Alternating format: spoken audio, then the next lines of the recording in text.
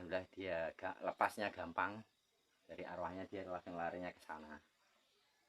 Dan nanti saya coba panggil lagi yang mungkin yang ada di dalam ini, ada di dalam selepan ya. Kita tunggu aja sementara ya, ini biar namanya pulih kembali tenaganya dia ini.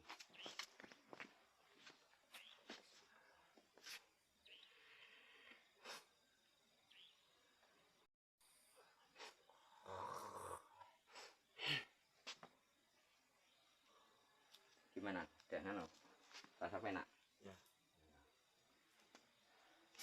Kalau boleh sementara kita coba ya istirahat dulu, nanti kita lanjutkan dulu biar dia memulihkan tenaganya dulu.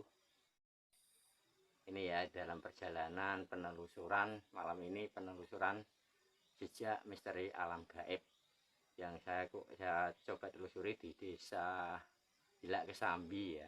Tempatnya di dekat makam, dekat lapangan, juga di sini di Selepan yang katanya angker gitu ya.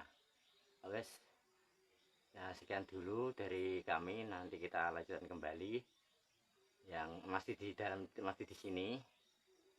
Tunggu aja, dan jangan lupa di subscribe, like, juga komen and share.